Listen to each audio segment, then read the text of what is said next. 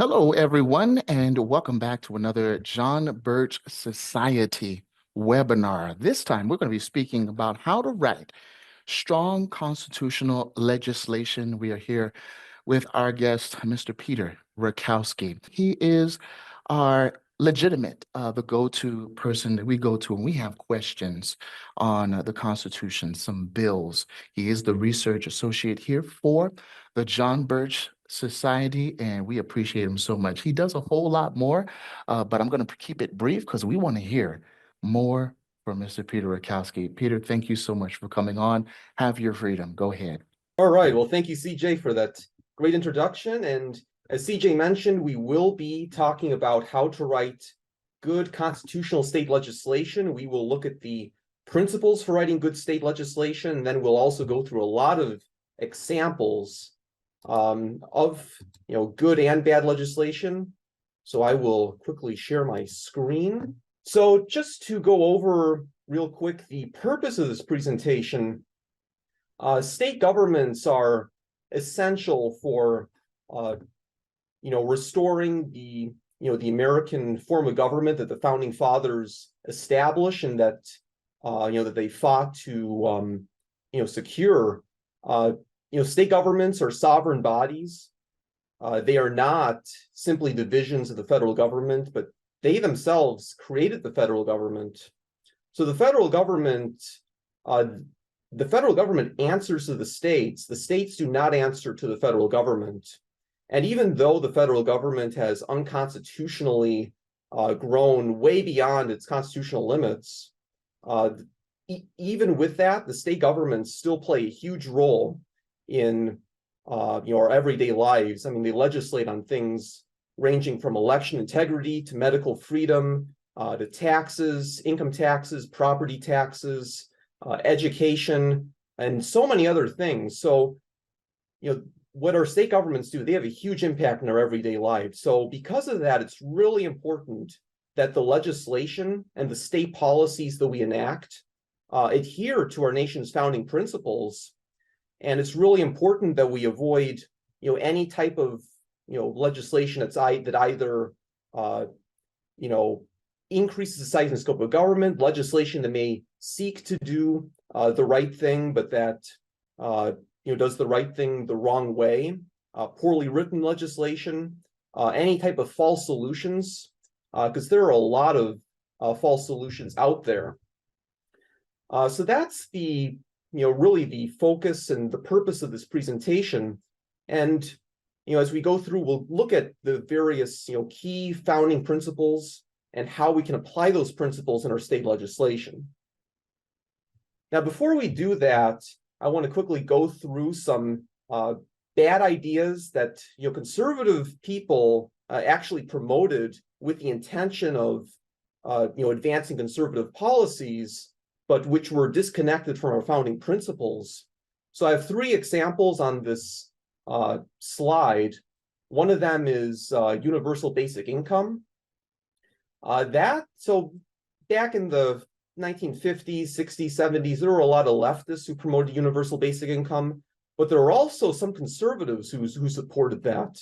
And one of the main supporters was actually Milton Friedman, who was very well known as a conservative economist. And he called that a negative income tax.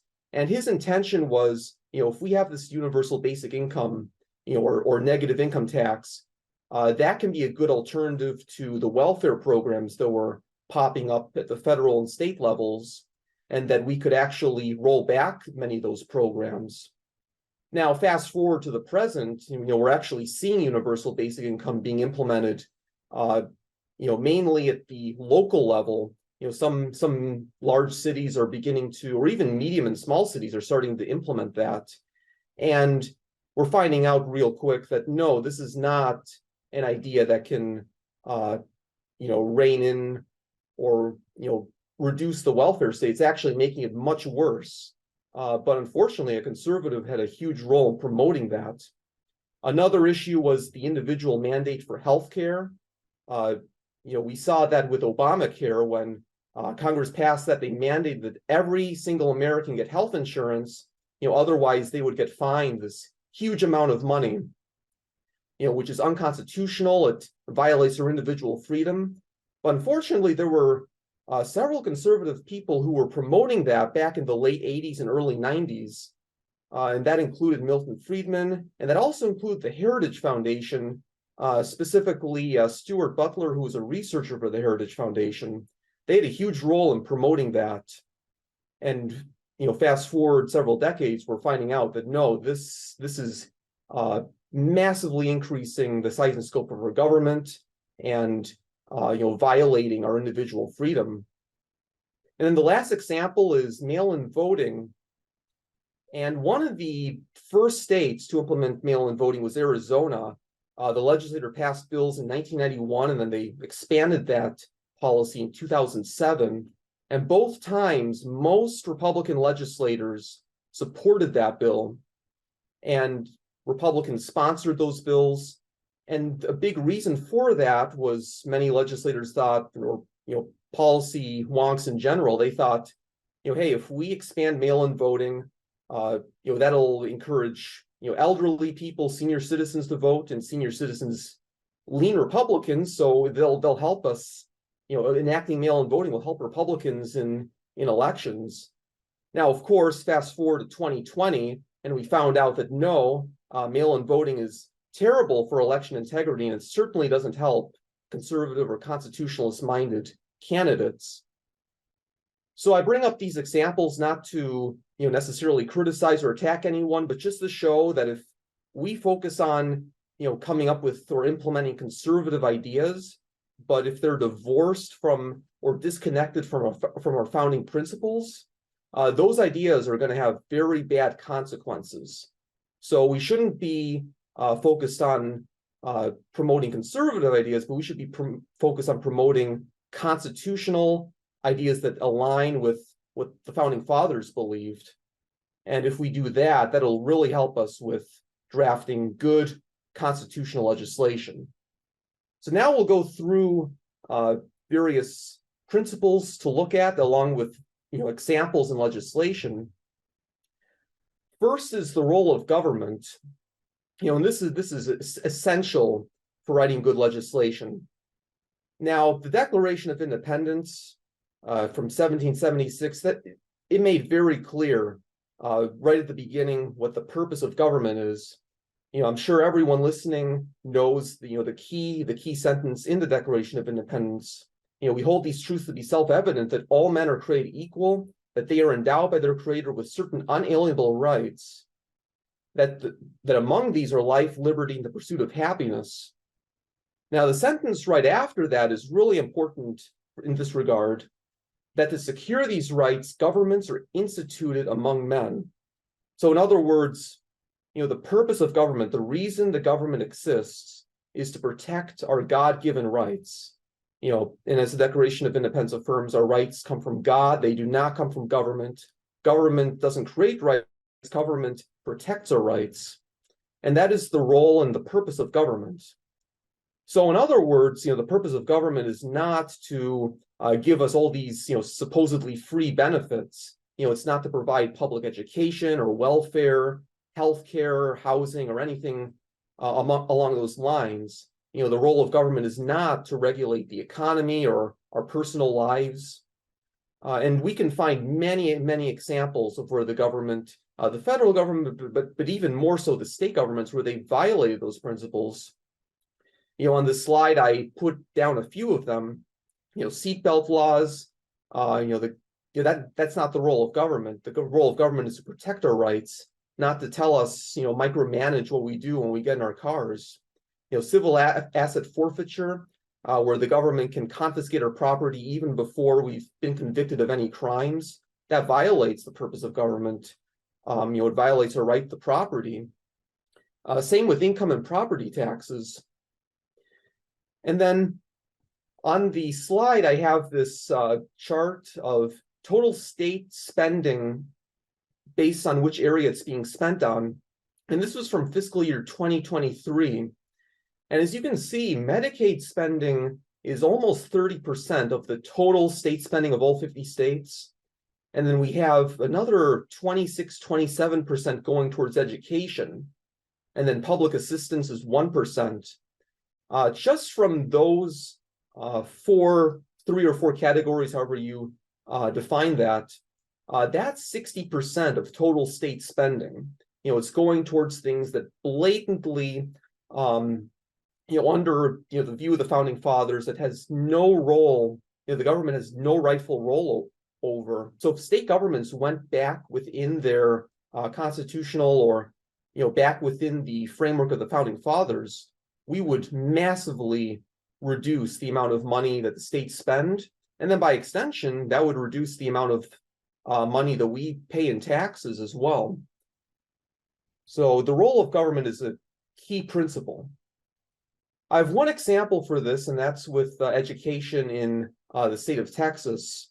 Earlier this year, the state passed an education savings account bill.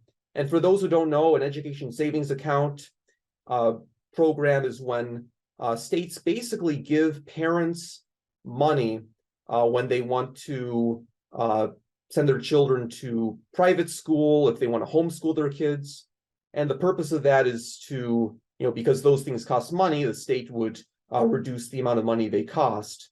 Now, the problem with these bills, education savings account bills, is that number one, they open the door to government regulation of private education homeschooling, because down the road, governments can say, hey, hey, parents, if you want, this money that we're giving out, we're going to attach all sorts of strings to this. For example, maybe they'll say, hey, you have to teach, radical gender ideology in your classrooms to get money, or parents, you'll have to teach, the theory of evolution to your kids in order to get money. And with these programs, parents and families will eventually get, very dependent on this money, so they'll have no choice to comply.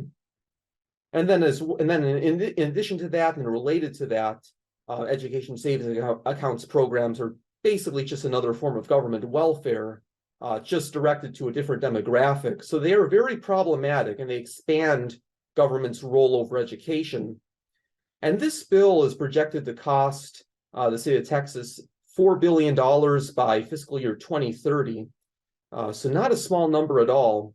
But that's not even the worst part. The worst part is that in order to secure support, legislative support for this education savings account bill, the legislator also passed a separate bill, House Bill 2, which increased funding for government education by an additional $8 billion. So in total, we're talking about, $12+ billion for education, which is something that state governments shouldn't even have a role in the first place. Education is the duty of parents. It's not the duty of government. So unfortunately, in this example, the state of Texas massively increased its role in education, not just public education, but also private, religious, and home education. So it's a good example of what to avoid. Legislators need to focus on how to reduce government involvement in things that government has no rightful role over, not increase government involvement in these things. The next principle is the fact that our government, both the federal and the state governments, are republics. They are not democracies or technocracies. In the U.S. Constitution, we read in Article 4, Section 4, the United States shall guarantee to every state in this union a republican form of government. The Constitution does not at all say, democracy, or any other word. The states are clearly described as, a republican form of government, which is a government under the rule of law, and policies are determined, based on that standard, the law and whether they comply with our God-given rights, whether they uphold our God-given rights, rather than whatever 51% of the people vote on. And then technocracy, that term stands for or means rule by experts, which it may sound good to people, but one thing to think about is during COVID, we really saw technocracy implemented. We saw people, so-called experts like Dr. Fauci tell us that, oh, all you Americans, you need to wear masks, you need to get a COVID shot, you need to do all these things because we experts tell you, mandate that you have to do so. So rule by experts rather than the people's elected representatives is a very dangerous concept and really threatens your God-given rights. And unfortunately, state governments have abandoned or drifted away from a Republican form of government and towards both democracy and technocracy. On this slide, I have a chart of, the federal, the form of government or the structure of government of the federal government. And our structure of the federal government is actually very, very well designed. The founding fathers did a great job at the Convention of 1787 in designing that, because this is a great model for a Republican form of government. And there's no democracy or technocracy in this form. The legislator, the people's elected representatives, they make the laws. The executive branch enforces the laws, and the judicial branch applies the law whenever any cases or controversies arise. Now, unfortunately, over the decades, we've had this massive buildup of federal bureaucracy. But what's on the screen, what's in the Constitution, is a great model. And it was actually such a great model that many state governments adopted the same structure of government themselves, with three branches, structured almost the same as the federal government. In fact, in the state legislatures, the state senates were almost entirely divided up based on either county lines or based on fixed boundaries that didn't change every 10 years, not on population, which keeps getting revised. But over the decades, state governments have drifted away from that. State governments have adopted forms of democracy, such as ballot measures, citizens initiatives, which are a terrible form of direct democracy, direct election of judges and other executive branch officials.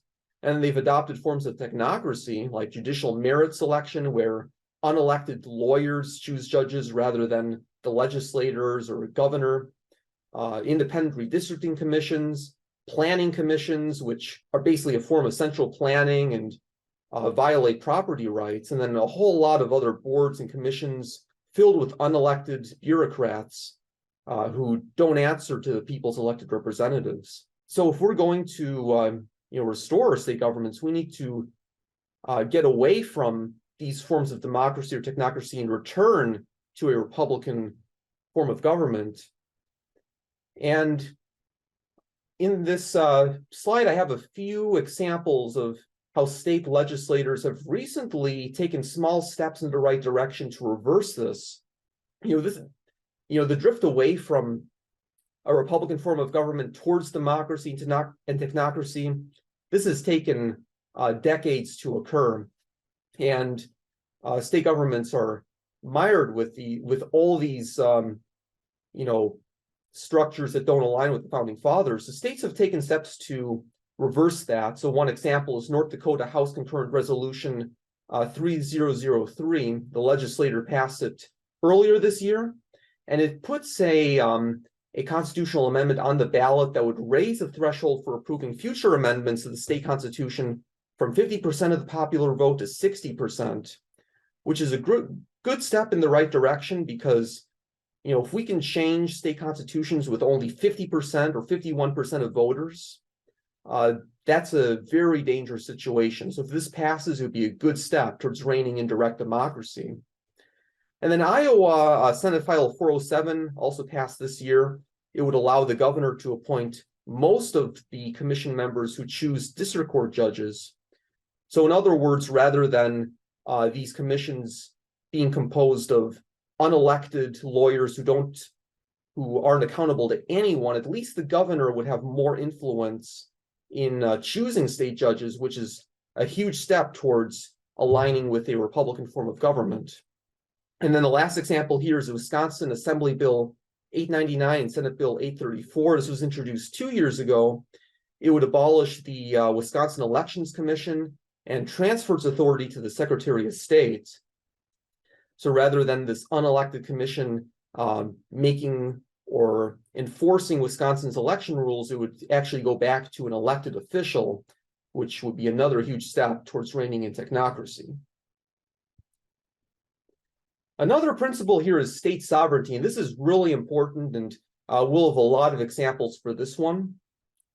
And unfortunately, over the decades, the federal government has massively expanded its scope and powers, unconstitutionally. And as we see in Article 1, Section 8 of the Constitution, the Constitution clearly delineates which powers the federal government does have, and any powers that are not listed in Article 1, Section 8, the federal government simply does not have and simply cannot legislate or do anything on. And the 10th Amendment makes that very clear, as if Article 1, Section 8 weren't clear enough. And then if we look at, various writings of the Founding Fathers, including but not limited to the Federalist Number 45, the Founding Fathers made it very clear the federal government's powers are few and defined to only certain enumerated topics that are listed in the Constitution, and everything else are reserved and retained by the state governments. So that's the system that the Founding Fathers created, and unfortunately, we've drifted very far from that. The federal government now is legislating on all sorts of topics that it has no constitutional authority to actually legislate on. So it's really important that state governments, enact legislation pushing back against that, and also that they avoid legislation that entrenches unconstitutional state subservience to the federal government. And looking through legislation, so as one of the main things I do is I look at state legislation for my work at JBS. I do the state scorecards, which rates state legislators based on their adherence to constitutional principles. I do the state legislative alerts, in which we inform people about what's going on in state level legislation.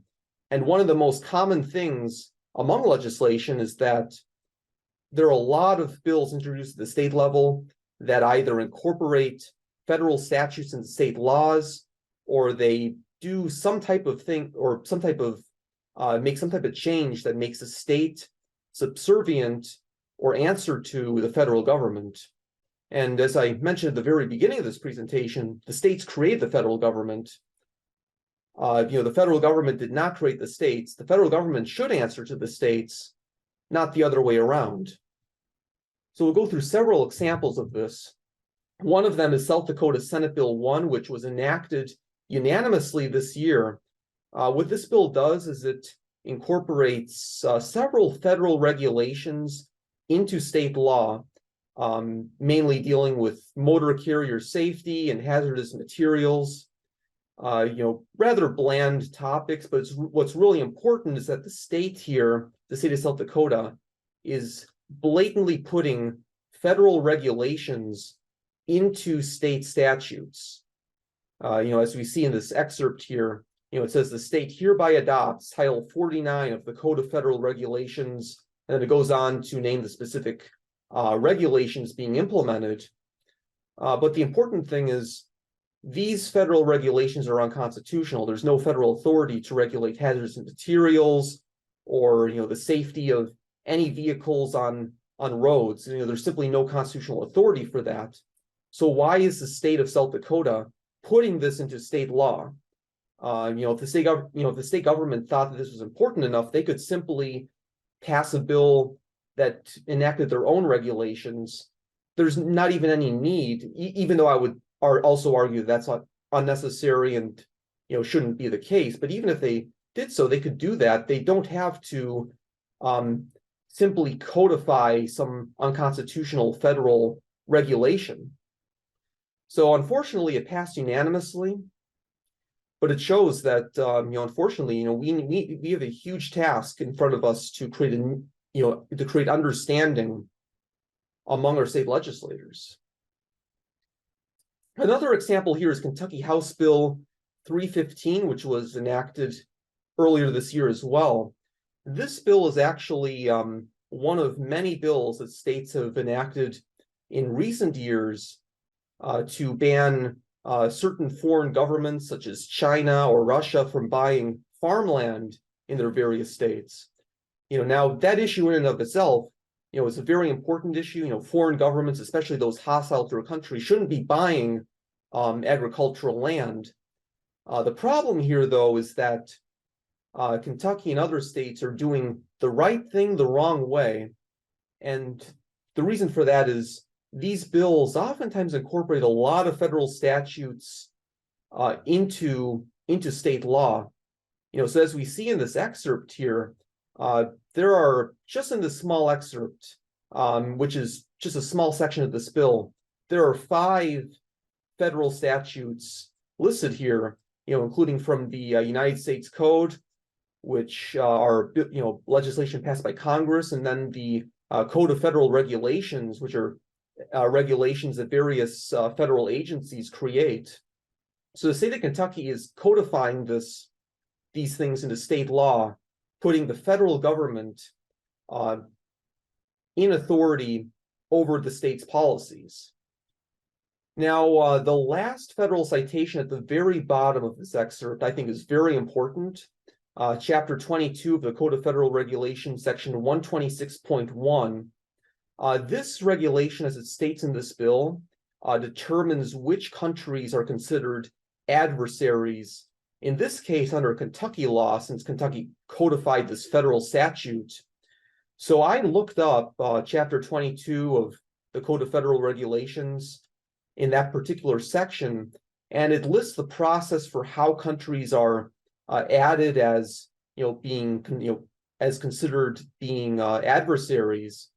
And 2 of the main methods for doing that was either if the UN Security Council voted to sanction a country, or if the US Secretary of State unilaterally decided to declare a certain country an adversary. So in other words, the state of Kentucky, by passing this bill, is putting the UN Security Council and/or the US Secretary of State, putting them in authority over dictating which countries apply under this bill.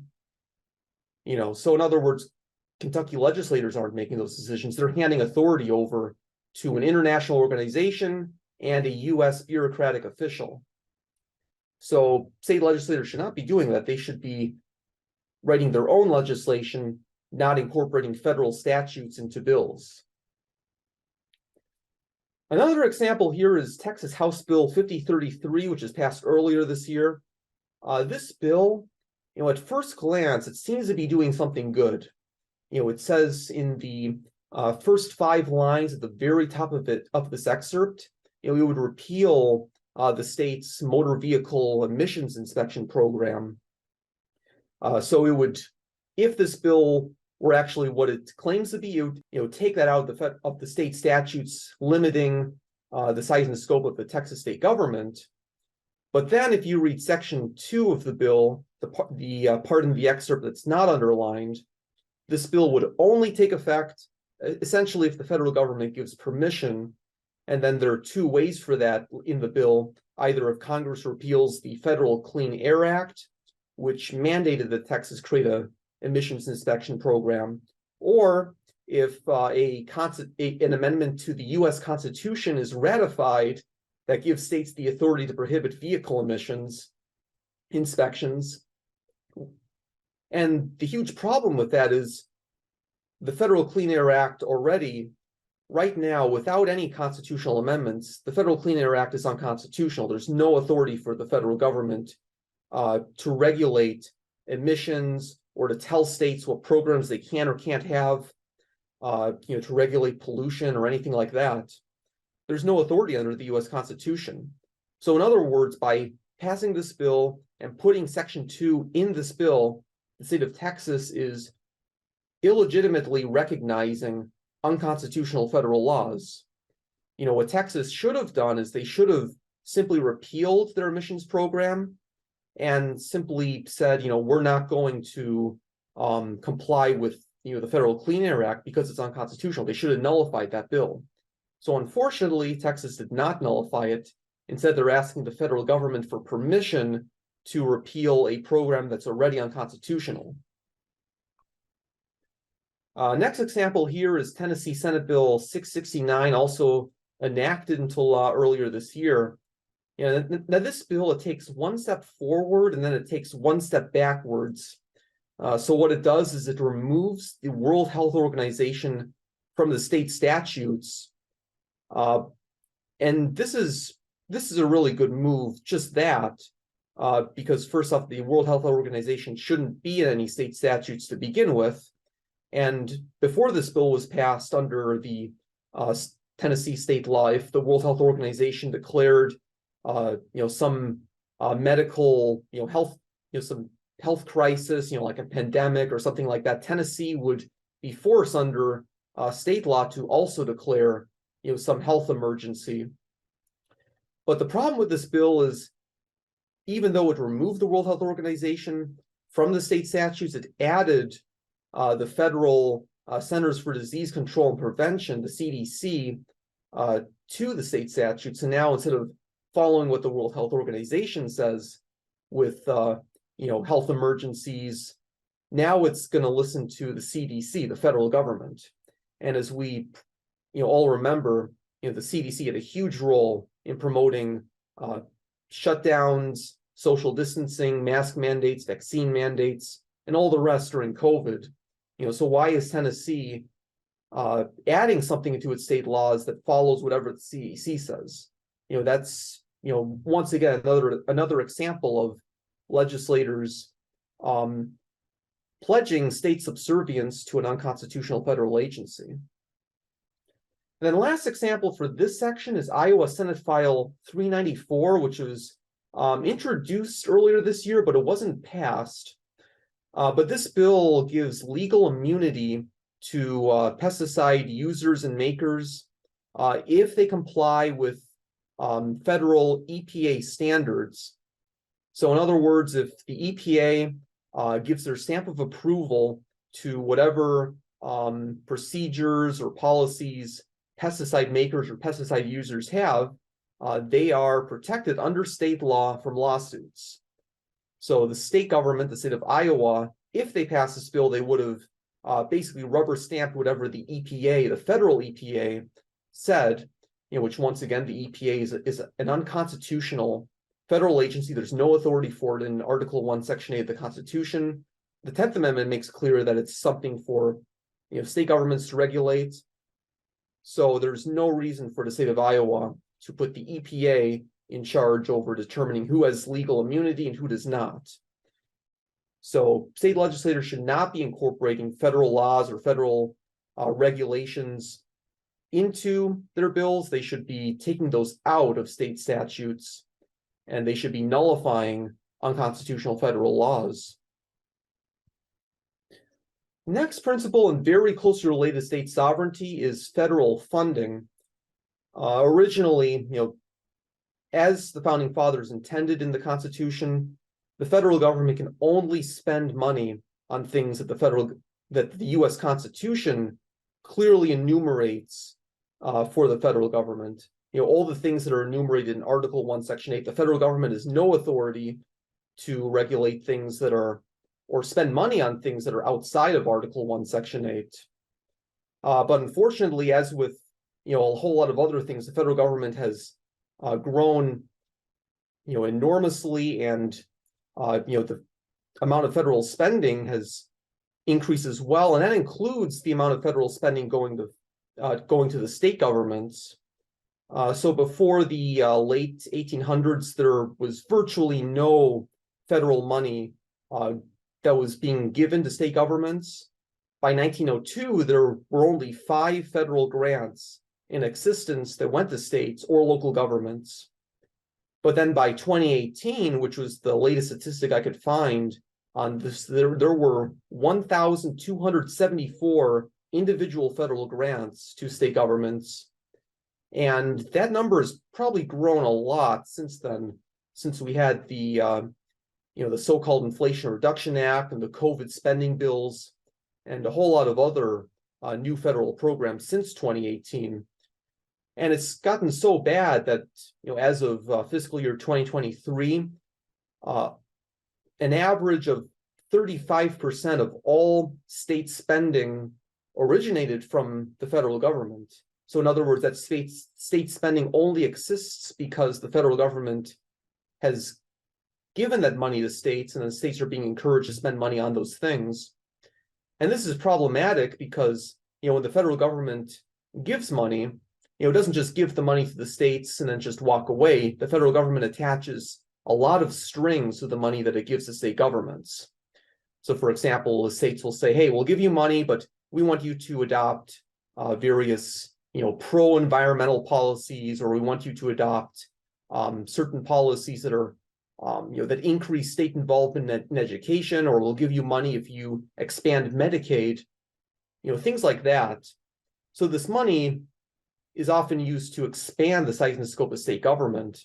And of course, it's unconstitutional money as well. And then states are very dependent on this federal money. It's gotten so bad that states would lose huge amounts of, of their funding if the federal government simply stopped the flow of money. So it's really important that state legislators take steps to reduce and then ultimately eliminate state acceptance of federal funds. And we'll go through one example of this. Iowa House Bill 856 is a really good example of state governments being so concerned about continuing to receive federal funding that they'll actually change their state legislation to make sure that they'll keep getting federal money. This bill, overall, it's a really good bill. It bans diversity, equity, inclusion in the state government. But the problem with the bill is in several locations, it makes exceptions for when that ban would conflict with any federal laws or federal programs.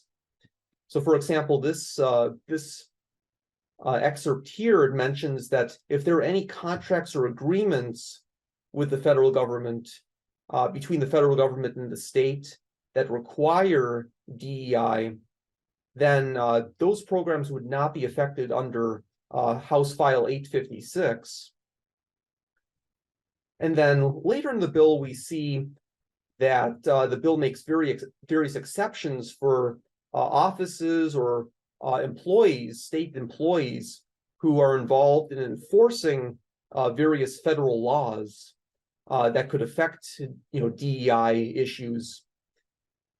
And this is, obviously very problematic because it's, a loophole in the bill. And, once again, this is another example of states incorporating unconstitutional federal laws into their statutes.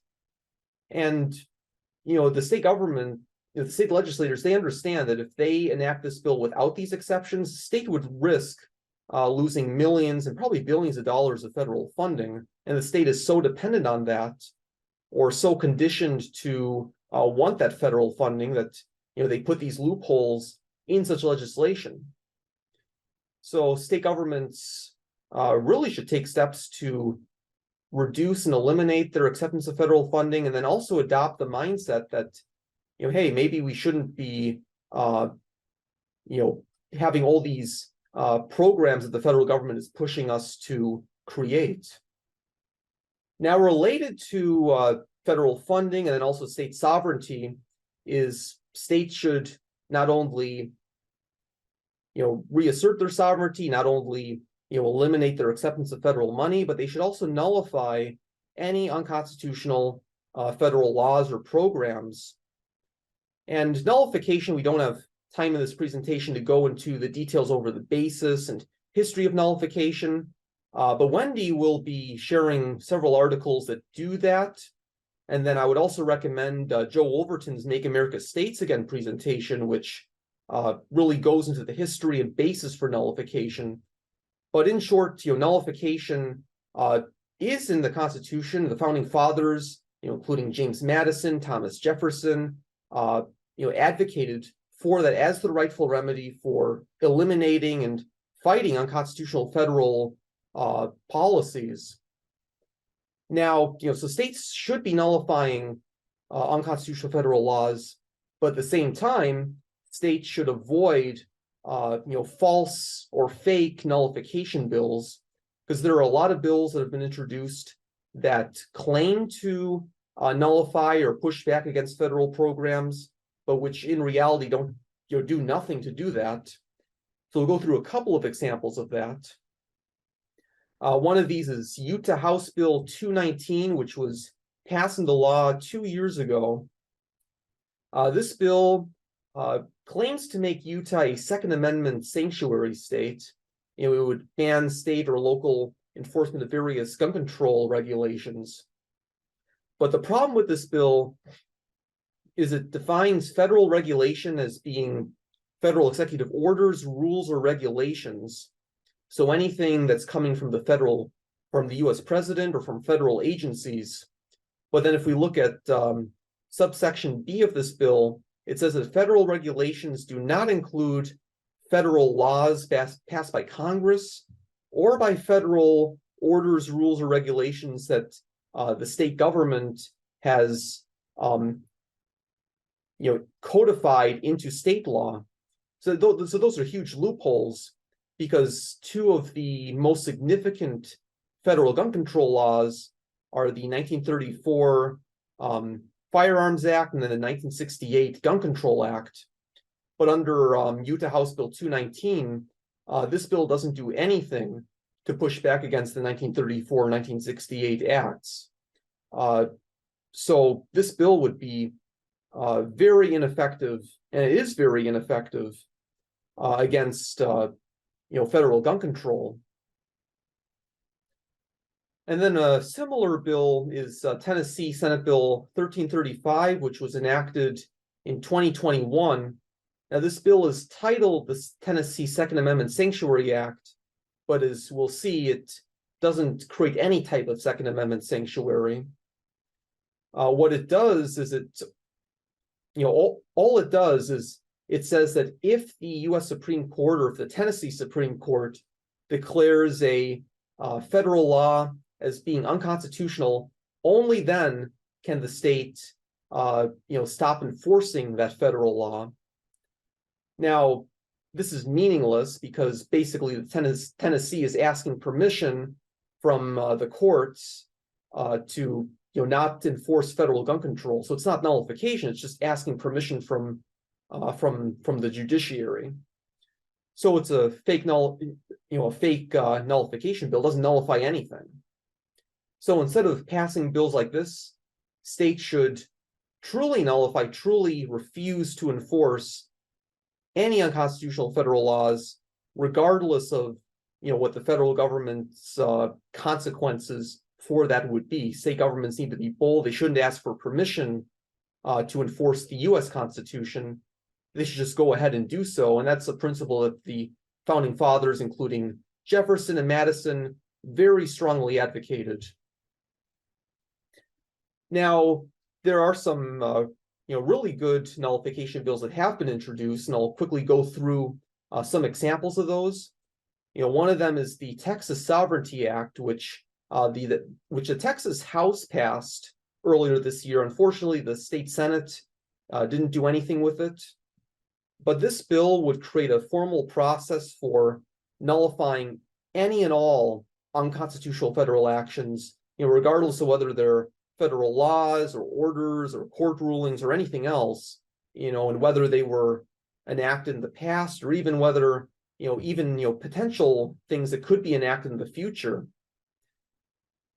So this bill would be a huge step towards, actually encouraging state legislators to nullify unconstitutional statutes. And there are similar bills as well. In Tennessee, I know there's the Restoring State Sovereignty Through Nullification Act, which is very similar to the Texas Sovereignty Act. These bills would be a huge step towards enforcing the U.S. Constitution, nullifying unconstitutional federal actions. Oklahoma Senate Bill 863 was introduced 2 years ago, and it would create a state plan for eliminating state acceptance of federal education funding.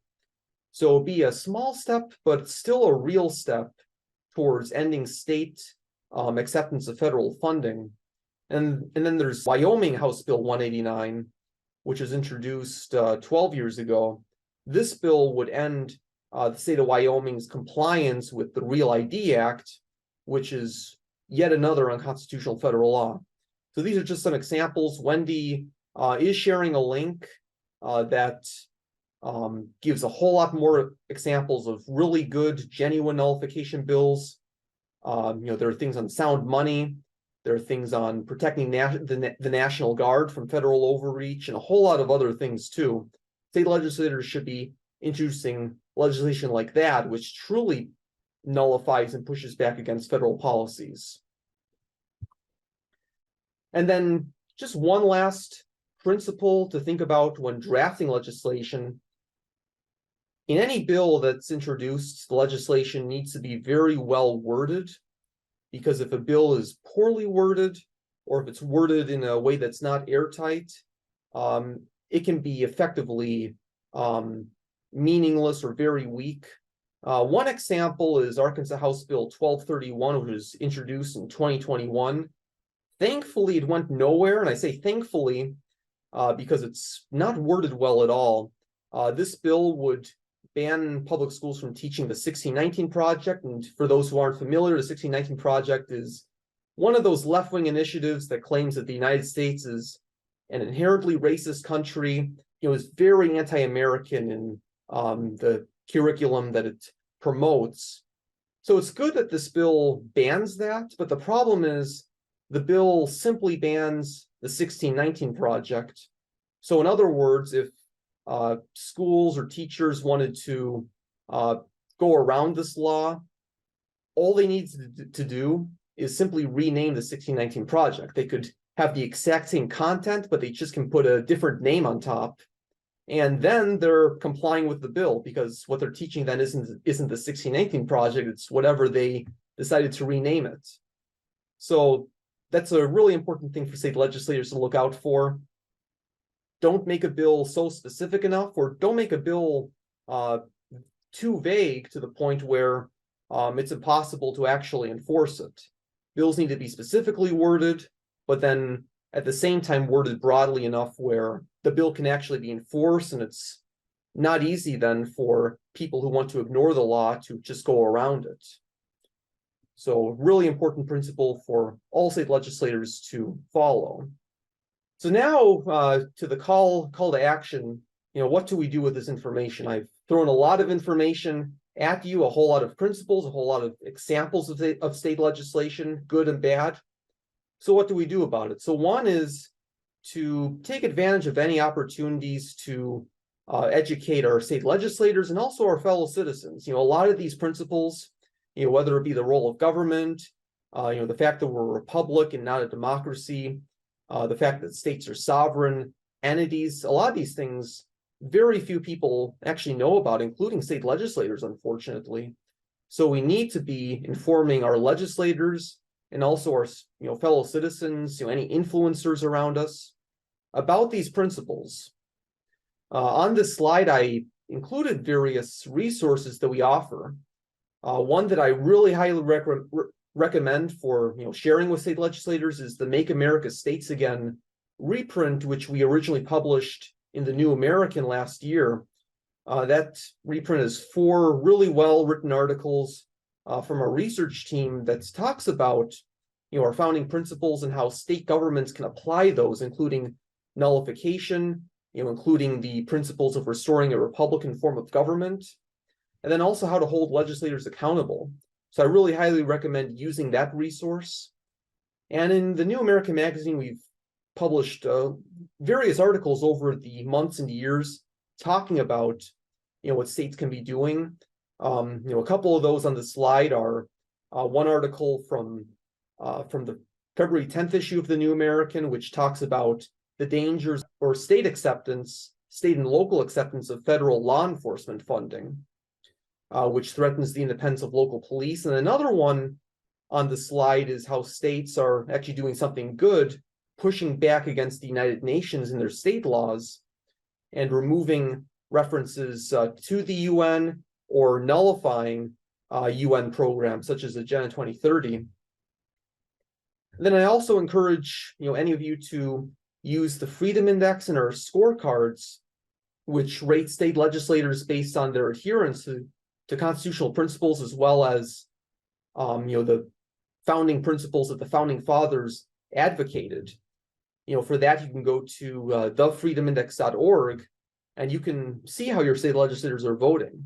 And if they're voting well, I encourage you to contact them and congratulate them for the records. And if they're not doing so great, I encourage you to still contact them and encourage them to do better in the future and to look towards the Constitution and our founding principles going forward so they can improve their records.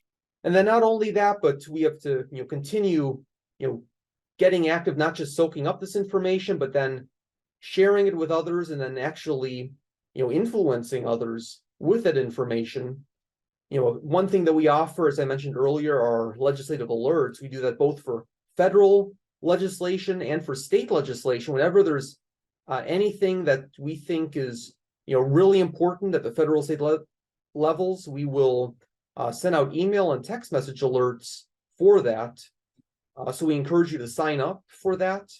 Our system gives you an easy way to contact your legislators, to email them, to call them, even to send a short video message to them. So it's a great way for keeping in touch with your legislators and making your voice heard. And then last but not least, joining the John Birch Society, because the JBS is a key way for doing these things in an organized and effective method. Because we can try to influence our legislators, but if we're just doing it by ourselves, on our own, in an unorganized method, disconnected from everyone else, we won't go very far. But if we're doing this in an organized way, where we're all working towards the same goal, working together, dividing up work, things along those lines, we can make a much greater impact. So the John Birch Society is a great vehicle for actually advancing these principles that we're advocating. So I encourage all of you, if you're not a member, please join. You can go to jbs.org/join, and you can be part of our effort to actually get things done and to make a huge difference in influencing and educating our legislators and fellow citizens. So that's all I have for this presentation, and we will be opening it up for Q&A. And the first question is from Somnath. Thank you so much. Could you comment on how the Federal Reserve got its mandate to fight inflation and unemployment? That's a really good question. I'm not too familiar on how that mandate got put in place. So I'd want to get back to you on that. But the Federal Reserve was created in 1913, and it's a blatantly unconstitutional entity. There's no federal authority or no constitutional authority for regulating our monetary system. So the Federal Reserve is blatantly unconstitutional. But the good thing is that number one, Congress can repeal the Federal Reserve Act. It can end the Fed, and then in addition to that, state legislators can nullify the Federal Reserve by enacting sound money legislation.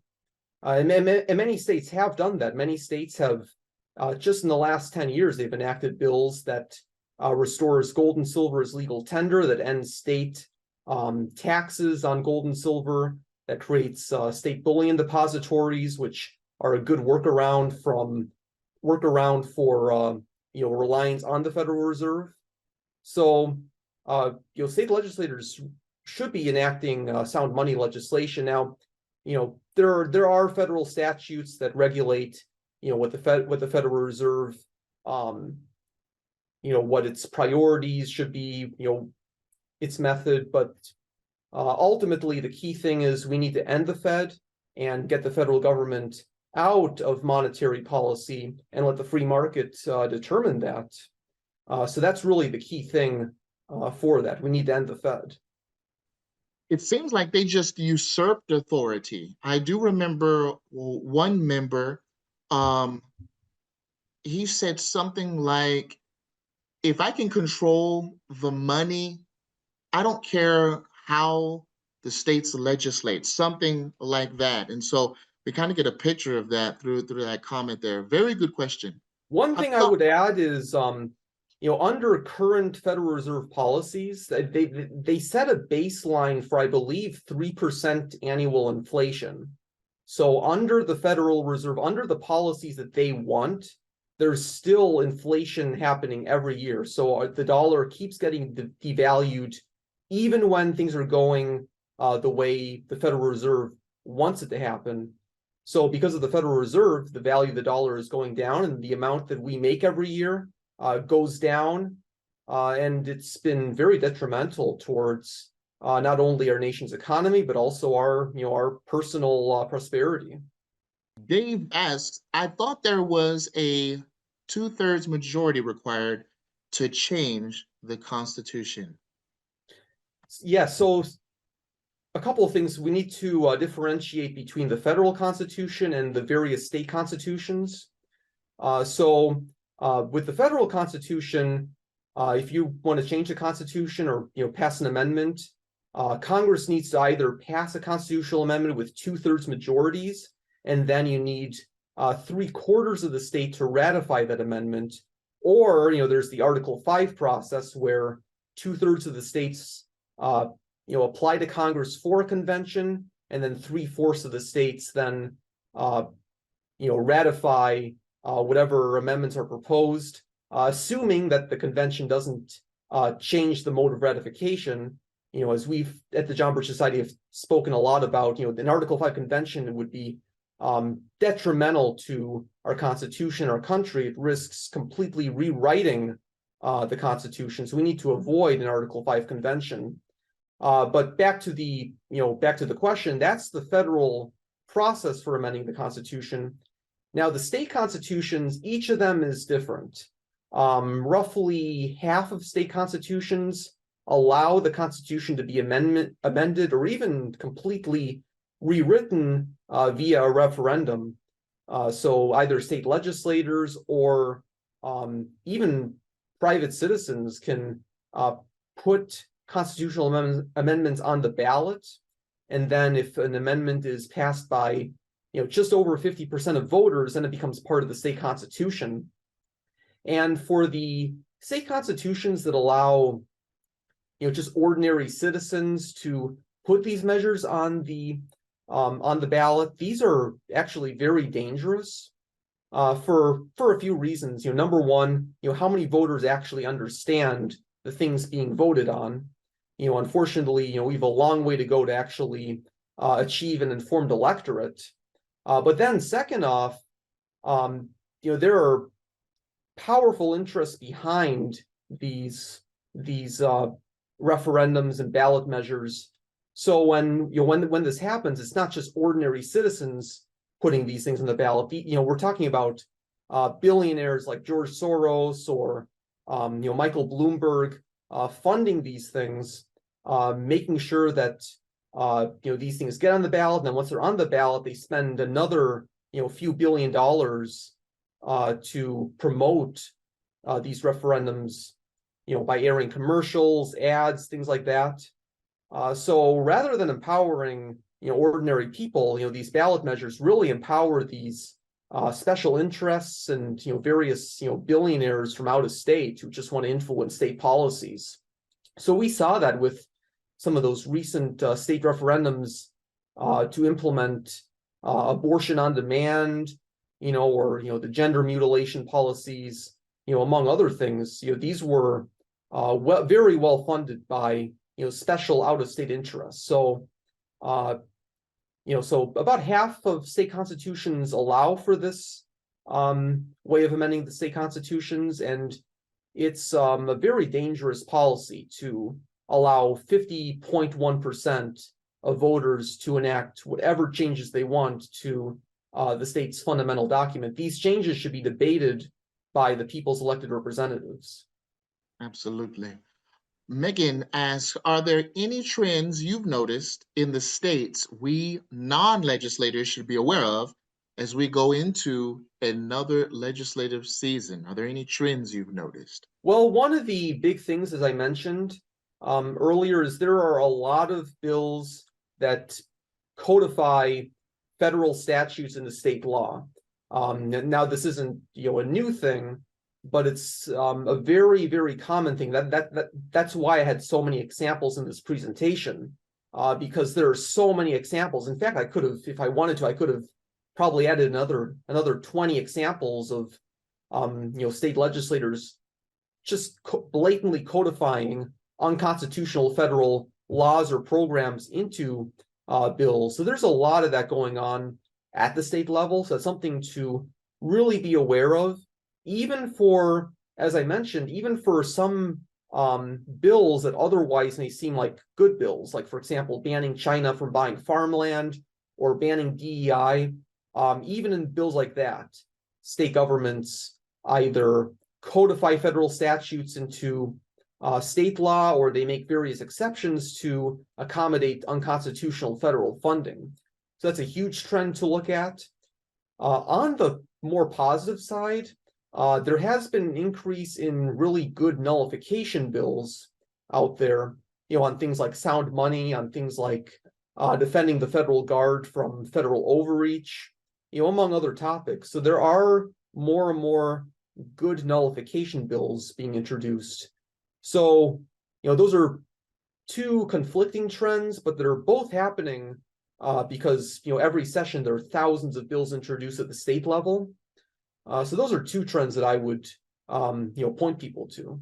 And I do want to add that we have legislators on right now that are watching this, and I just want to honor you today. Thank you so much for watching, and we appreciate you, and we need you, okay? So thank you for that. Christy asked, any suggestions on how to coach legislators to push back when the legislative attorneys drive a lot of this? Examples are encoding federal regulations into state statutes. What do you do then? It's a good question. That is a good question. So I'll begin by saying that before I joined JBS, I actually interned for almost a year in the Illinois State Legislature, and I actually had to deal with that when drafting legislation. The regular staffers did not actually draft legislation. They actually sent the ideas over to the legislative attorneys, and they would draft that. Now, the important thing is, even though the attorneys did the drafting, they didn't have a veto over what was in or out of the bill. They could draft the bill, but then if the state legislator said, hey, I don't like how you wrote the bill, I want you to rewrite this, the legislative attorneys were required to comply with that.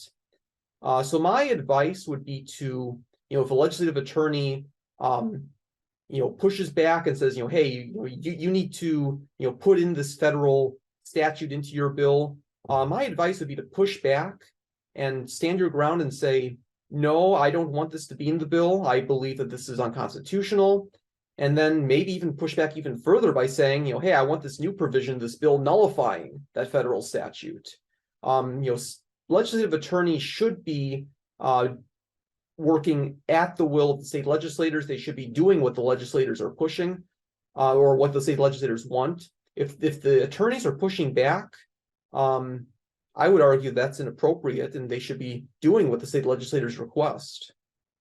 And also, I would also add, it's a good example of technocracy, ruled by so-called experts, where the experts are making the decisions rather than the people's elected representatives. So, I would also encourage legislators to push back against that mindset of handing over all the tough decisions to so-called experts. A comment regarding those states who incorporate federal law into state statutes. Not only do they, I guess he's trying to say, void out the option to nullify, but they even eviscerate their ability to challenge the law in federal court, which seems to be as radical as most conservative states are willing to go. Do you agree? I would go back to, federal or state bills should be nullifying what the federal government says. Now, the problem is, or one argument used against, nullification bills is, the federal courts will strike down this nullification bill. Now, my response to that would be, the federal courts issue unconstitutional rulings all the time. Federal court rulings should also be nullified along with every other unconstitutional federal action. Federal court rulings are not any, better or superior than federal laws or orders, or anything, along those lines. State legislators should be nullifying unconstitutional federal court rulings. And then we have Ricky. Every state is guaranteed a Republican form of government. Every state is guaranteed, and he says it again, and there needs to be more conversation about that, a Republican form of government. What can we do to aid in that conversation? I would recommend, sharing, the various resources that we, the John Birch Society, publish, sharing that with state legislators and sharing it with fellow citizens. So one of the things that I mentioned was the Make America States Again reprint. And that reprint actually has an article that talks about how states can and should reassert and reapply a Republican form of government. So it goes into direct democracy, it goes into various forms of technocracy, such as the judicial nominating commissions, the independent redistricting commissions, and all the other forms of technocracy. And it talks about how state governments should avoid those things and repeal those forms of democracy and technocracy. So I would, so that Make America States Again reprint, I would suggest distributing that. One thing that was not shared was our Overview of America video, which is a very short 30-minute video that talks about the American form of government, including the fact that we are a republic and not a democracy. I would recommend sharing Overview of America with any state legislator or anyone else, influencers, other citizens. Simply getting that information out there in and of itself will be huge towards, educating people about what our form of government actually is. Michael asked, do you have a checklist, or could you create a checklist that a person could go through in examining the bill? Like, does it protect individual rights? Does it protect state rights? Does it grow the size and scope of government, etc.? Yeah, I don't have a checklist right off with me, but that's something that I could easily create based on that presentation, because in the presentation I listed the various principles that state legislators should be looking out for, and then various examples of that being applied in legislation. So that's something I could very quickly do, and I'd be happy to share it with anyone. Melissa asked, with Constitution Day quickly approaching on September 17th, what is the best video/training our chapter should show, and what key call to actions should we do? So a couple of things regarding videos. One that I would very highly recommend, once again, is Overview of America. As I mentioned, it's very short, it's concise, but very clearly talks about our founding principles. The principles that the founding fathers advocated, that they fought and sacrificed to secure. And the video is short enough where it can be easily shown at any events. It can be shown in classrooms and in schools. So I would highly encourage that.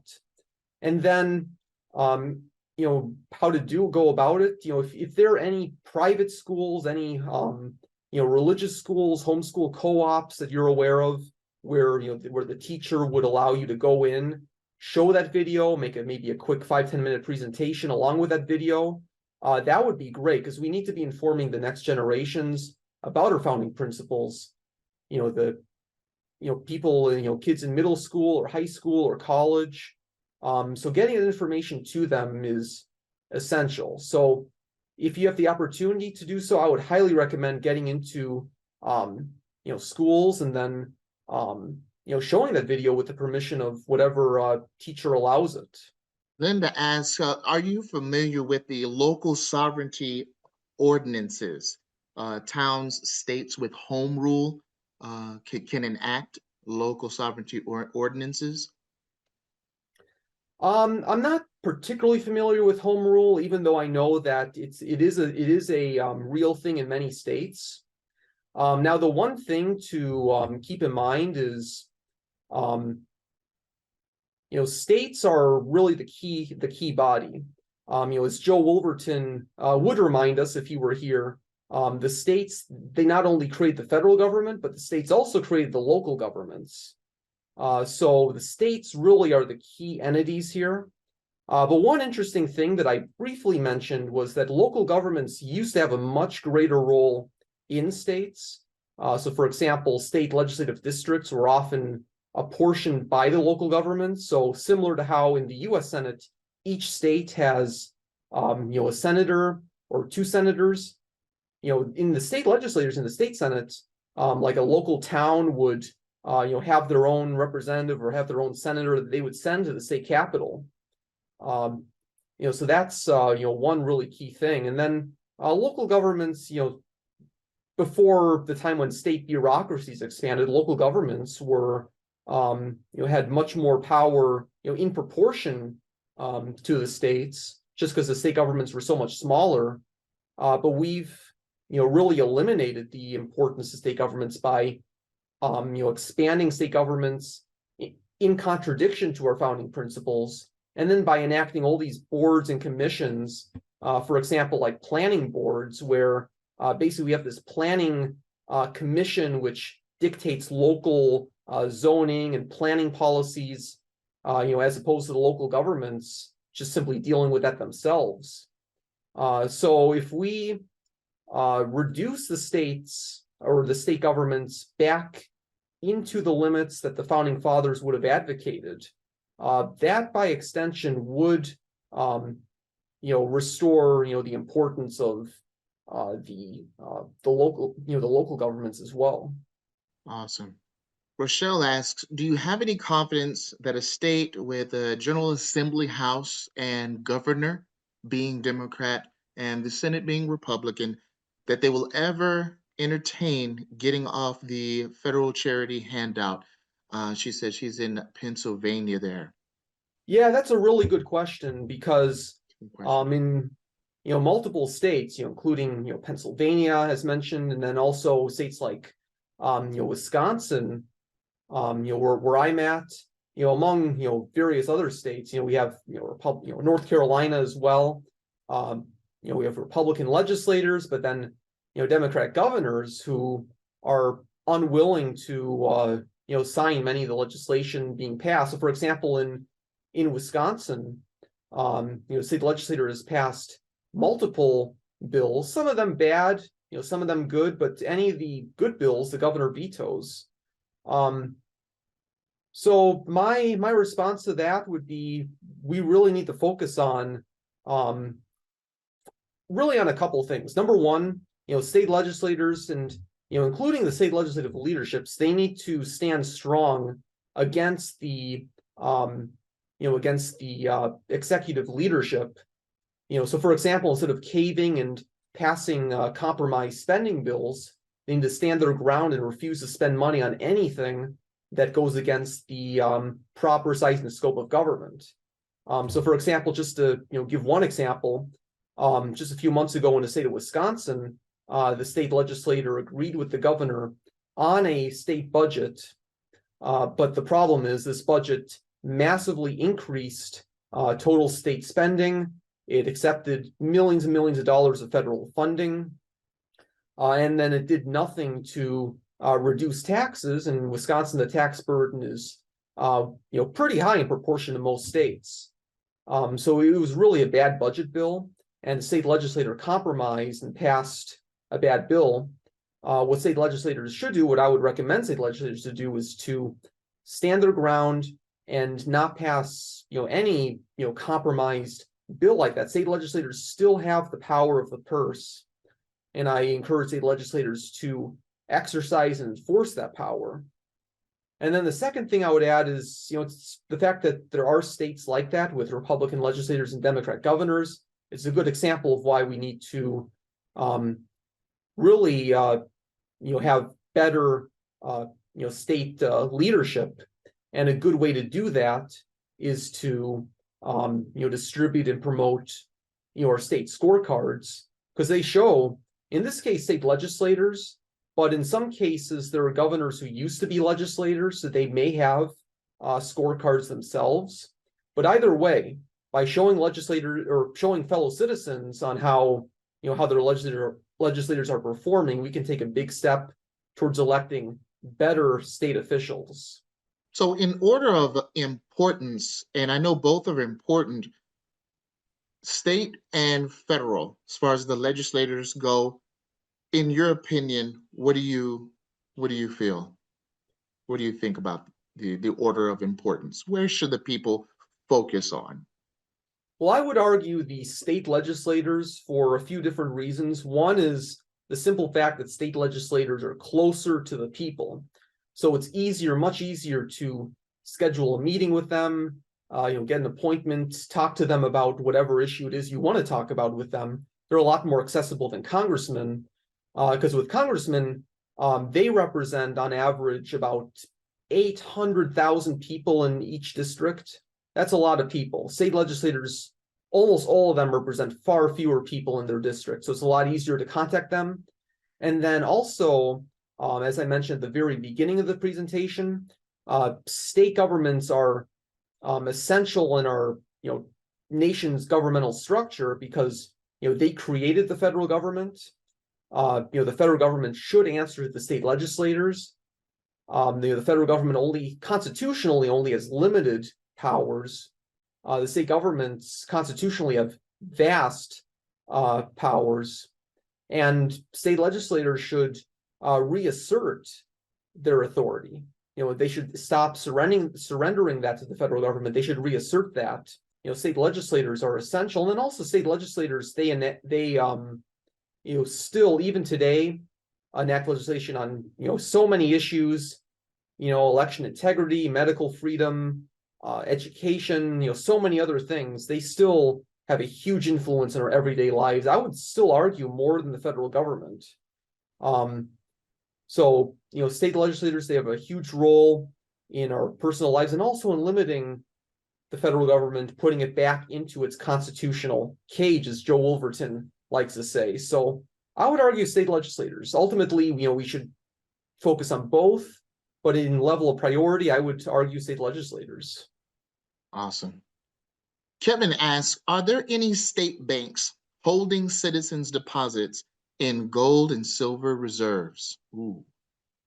So a few years ago, I think this was in 2015, the state of Texas passed a bill creating a gold and silver depository. So under this depository, which has already been in existence for 8 years already, 10 years already. Yeah, so it's been in existence for a while. Anybody, and I don't think this is just Texas citizens, but I think anyone can put their money or put their gold in that depository, and the state will store that gold. So it's a great way of bypassing the Federal Reserve. And then in addition to that, I think Florida earlier this year, they enacted a similar bill creating their own gold and silver depository. I'll have to verify that, but I think more and more states will be enacting these gold and silver depositories. And that's just only one example of the many ways states have restored sound money. There are so many other ways, as I mentioned, recognizing gold and silver as legal tender or eliminating state taxes on gold and silver, but bullion depositories are one really important method of doing that. JR asks, Wyoming passed an ESA that could be used by parents for most education institutions and homeschool courses available K through 12. Currently under injunction, the ESA was intended to let parents apply for up to $7,000 per child to exit public schools and select courses/institutions aligned with their values. What is your opinion of this strategy?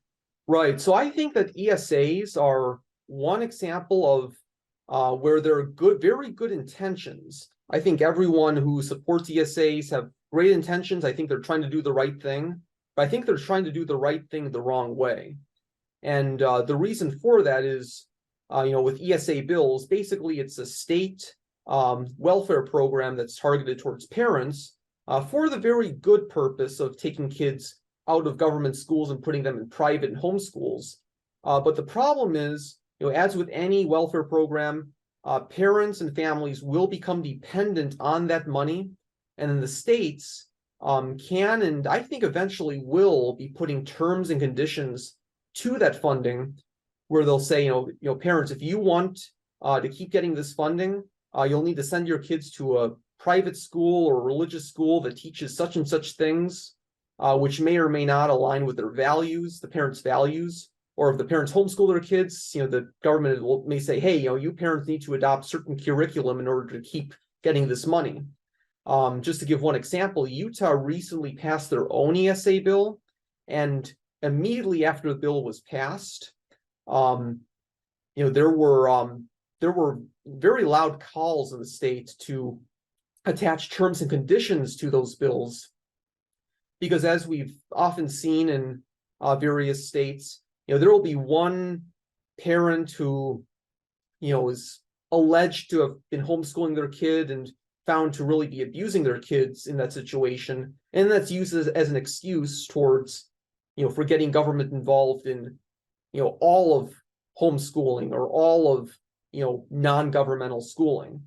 So I think with ESAs, it's really only a matter of time before the state governments start enacting those terms and conditions, and then parents or families who are dependent on that money will have no choice to comply with that. So I think that they are, in the long term, dangerous.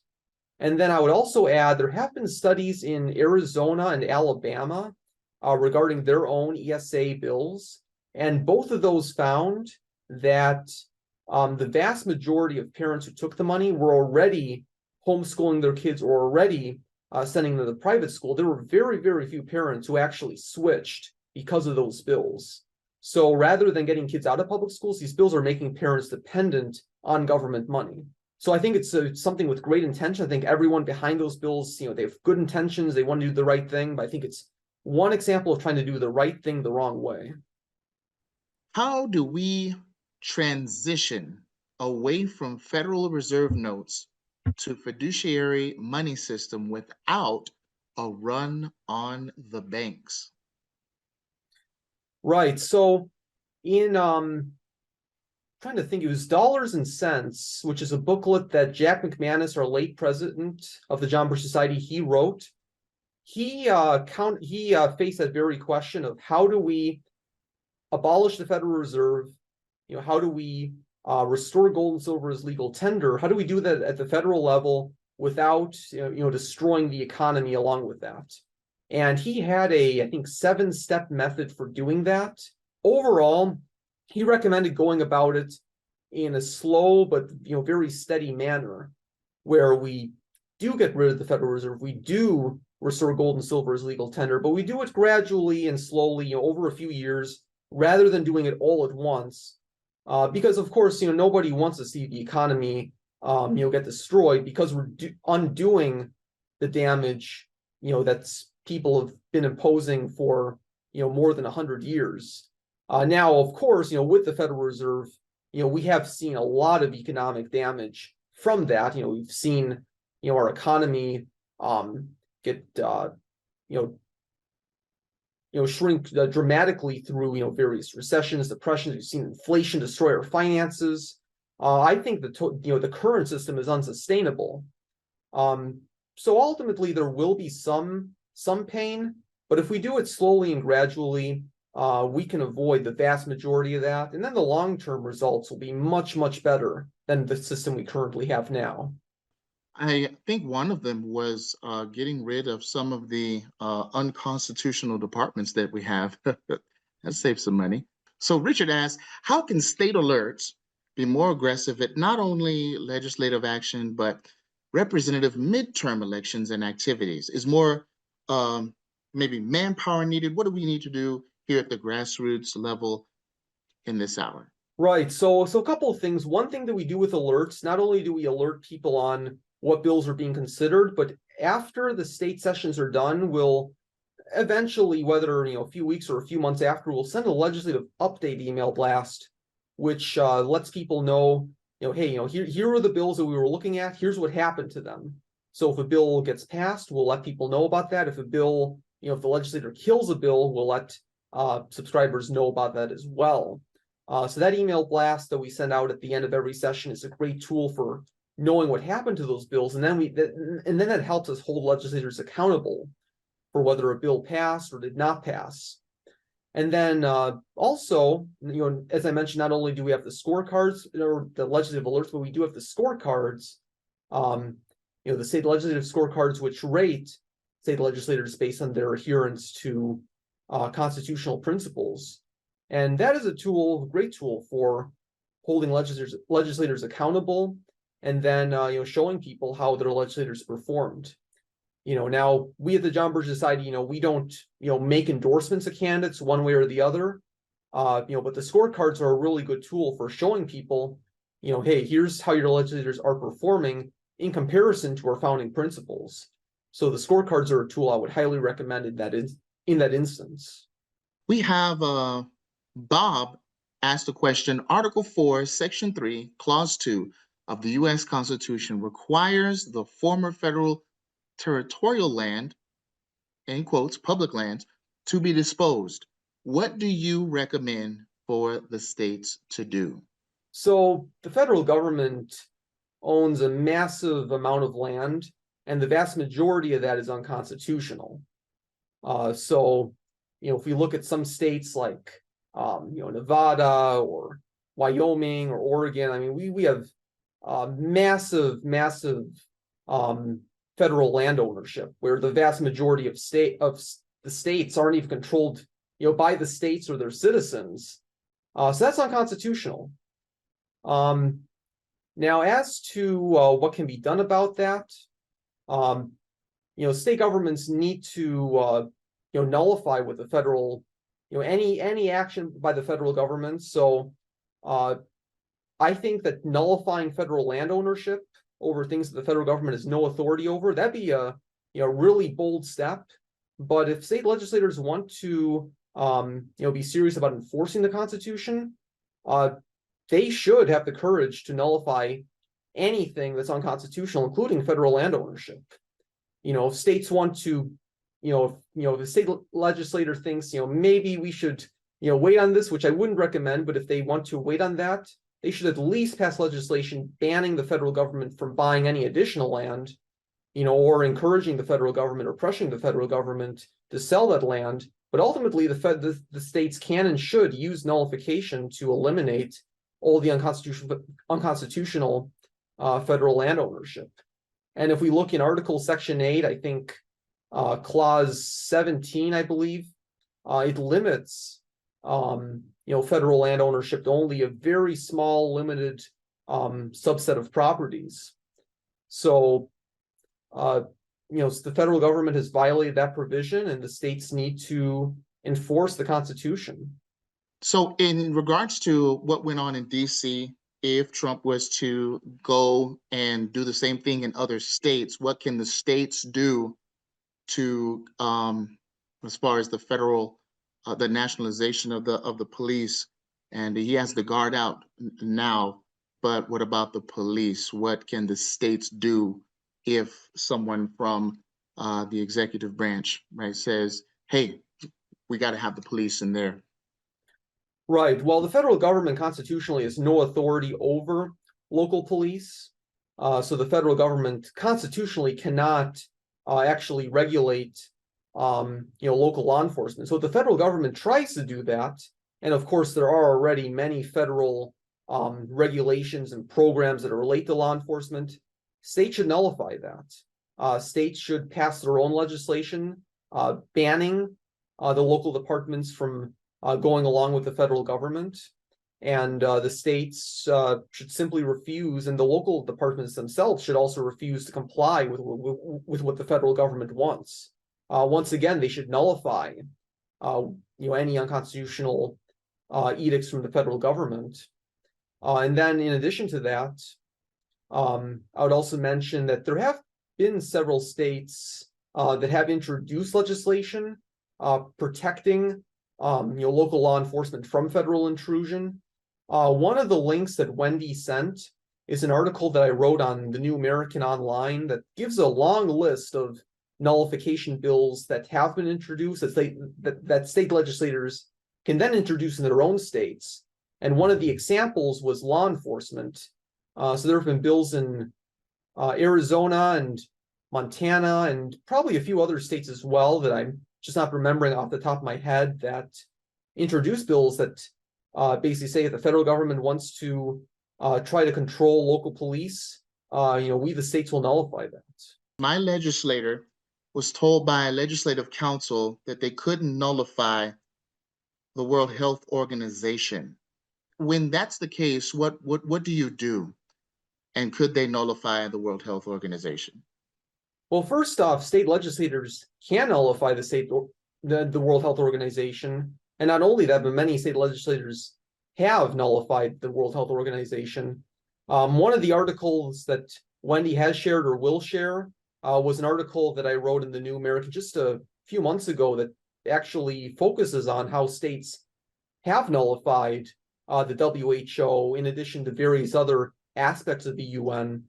And several states, I'm trying to think of them, Tennessee, they passed a separate bill in addition to that one that I mentioned. And there were several other states as well that are mentioned in the article that are just, my mind is blanking on, that have passed legislation that bans any edicts or recommendations or anything else from the World Health Organization from being enforced in their states.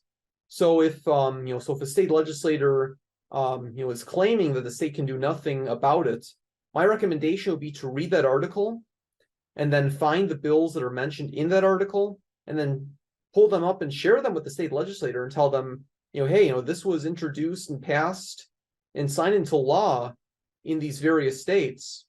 I want you to do likewise. So, states can and they should nullify the WHO, and many states have done that. Yeah, and many don't know. Tell them to watch this video with Mr. Peter Rykowski from beginning to end. Education is a great tool. It's a great weapon. So, Corinne, this is the last question. Is the issue where Fed regulations into state statutes a cause of the Uniform Commercial Code? So she asked, is the issue where Fed regulations into the state statutes, was that a cause of the Uniform Commercial Code? That's a really good question. The UCC is a huge issue, just in and of itself. So the UCC, that's pushed by a particular organization, and I forget off the top of my head what that organization's name is, but I can very quickly pull it up afterwards, and I could share it with whoever would like that information. But there's a particular organization that's pushing the UCC codes and state statutes. And this, as far as I'm aware, isn't so much about putting federal statutes into state laws, but about having each state pass essentially the same legislation on how to regulate businesses and various business procedures. And the purpose of the UCC was basically to put state laws in harmony, not only with other states, but then also the federal government, and then also international organizations. So it's actually a very dangerous concept. It's a little different from codifying federal statutes into state law, but it's still dangerous in the sense that they're trying to harmonize everything all together, not just with the federal government, but then also international organizations as well. So it's dangerous. And we saw that a few years ago when the organization behind the UCC introduced a proposed amendment that would have banned private cryptocurrencies that weren't regulated by government. So which would have been a huge step towards a central bank digital currency that is regulated by the government. So the UCC is something I would encourage states to really take a close look at and, consider either pushing back against that or repealing that. I'm not an expert at the UCC, but, whenever an organization wants to harmonize state laws with federal laws and then international laws, even if it's not, simply putting federal statutes in the state laws, it's something we should be really skeptical about. Absolutely. I mean, wow, the UN Security Council, that was a shocker. That's a shocker. Wow. Peter, thank you so much for coming on. We appreciate you.